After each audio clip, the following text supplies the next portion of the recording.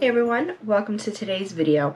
Today I wanted to talk about something that I like to consider sometimes an elephant in the room.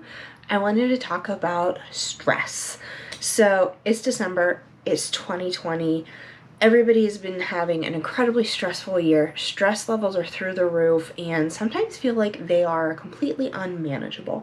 So I wanted to share some of the tips that I tell my clients and friends and family on how to deal with their stress, things to do to deal with it, things to take care of yourself, ways to recognize it, and ways to manage it. So if that is something that you think could help you and benefit you, grab some water, grab a latte, grab a drink, and then let's get going.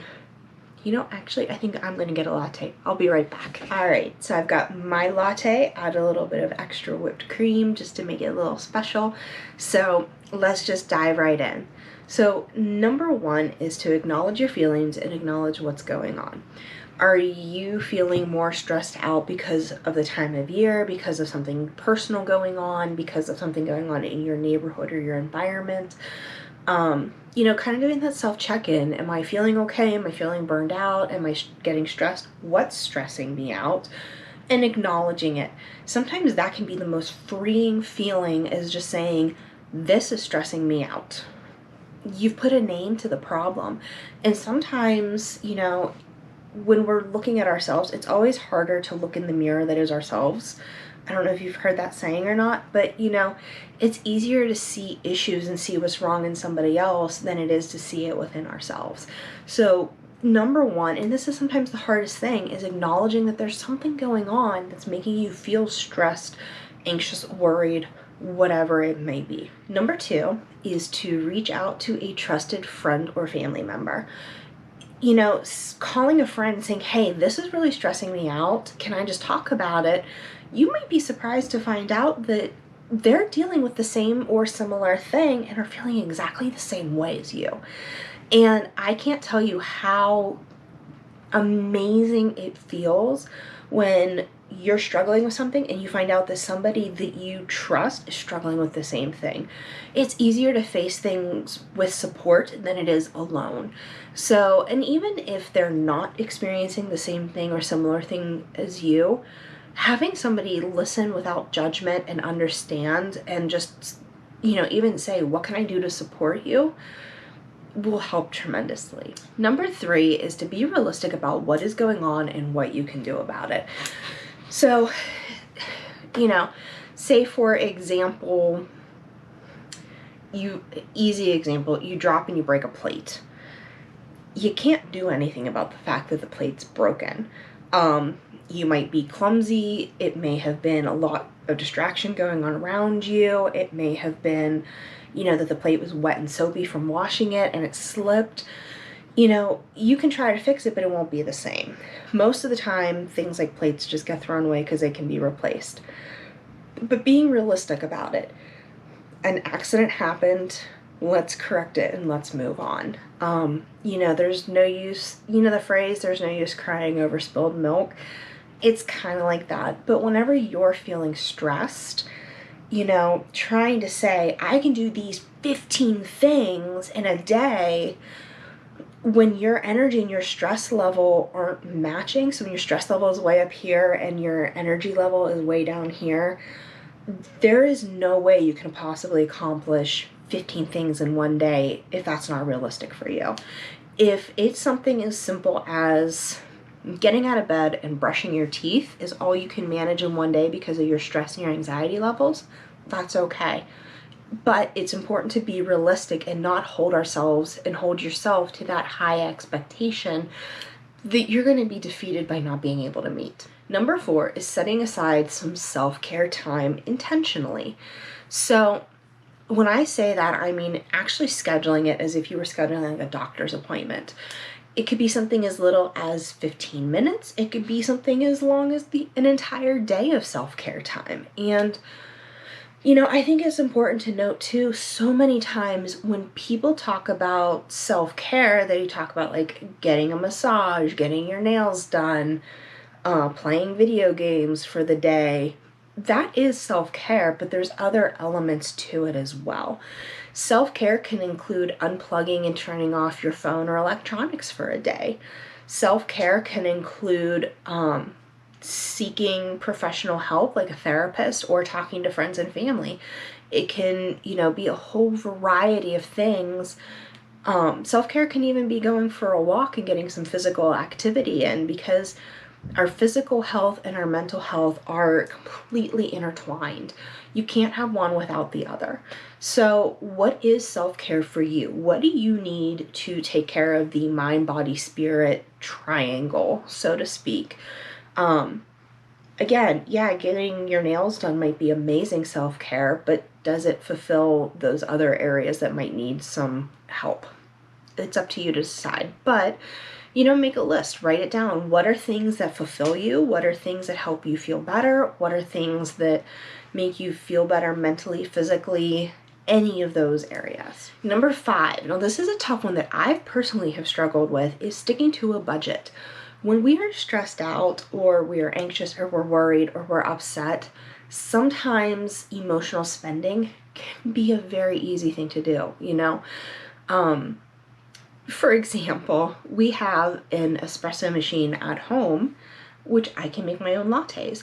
But if I'm having a really bad day, how easy is it for me to just jump into the Starbucks line and get one, just drive through Starbucks when I know I have something at home? It's easy. But is it worth it? Sometimes it is. Sometimes you just need to make it easy on yourself in that capacity. But I know people who have not gone crazy, so to speak, but who have literally almost gone like blind emotional shopping and have bought brand new wardrobes when they're stressed out, and then turn around and they're like, why did I do this? This makes me more stressed because I have to fix something that I didn't want to do. So sticking to that budget, if you are an emotional spender, is something that can help manage the stress, because you're already in control of it before it becomes an issue. The next one, number 6, plan ahead. Has this event or occurrence happened before? If it did, what did it cause within you? What did you do that helped? What didn't help? I know we're coming up on the holiday season, and typically for a lot of us, the stress comes with dealing with shopping for family members. What do we do for Christmas? Whose house do we go to? And I know this year is going to look very different from that. So that's going to bring about a new type of stress that we may not have dealt with. And again, it's okay to take it one step at a time, and it's okay to, say to people, hey, this is what I am not doing, this is what I am doing, and this is the plan, and this is what we need to stick to. This year's going to be different for most of us. And, making that plan so that undue stress doesn't happen in the future. So most of us are just going to end up staying at home. We're not going to be traveling to see friends and family. And it's okay to plan that, Zoom family gathering. Plan for it. The more you plan, the better you'll be able to handle those types of stressors. The other thing too is, as you plan ahead for things, you're always going to have unexpected things that do pop up and are hard to handle. But whenever you plan, you also can plan and say, you know what, this is what I'll do when unexpected things come up. I will take a minute, I will evaluate, and then we'll make a decision and move on. That way that you don't feel like you're going to get totally derailed when the unexpected comes up. The next one, I think we're on number 7, I think. It's okay to say no. There are so many things that we want to say yes to, or we think we anticipate feeling bad if we say no to something, but no is a perfectly good answer.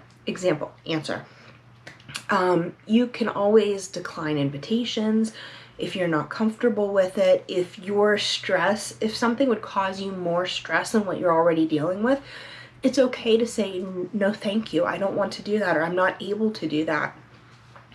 No is a perfectly acceptable answer. Where this struggle comes in is when the people we're saying no to struggle to accept that answer. And that's a whole different video, whole different thing about the difficulties that come whenever people don't accept our answers or accept us saying no to things. But saying no to things is a perfectly acceptable way to manage stress. Next one, number 8, is don't abandon your healthy habits. You know, with everything going on with 2020, so many of us have started taking outside walks, for example. Started healthier habits, things that are good for us, drinking a ton of water every single day even. Don't give up on those. Yes, during the holiday season, all the holiday foods and stuff are out in the grocery stores and they're fun to get, but you don't have to totally change the habits that you've built and that help you manage your stress just for those because of this time of year.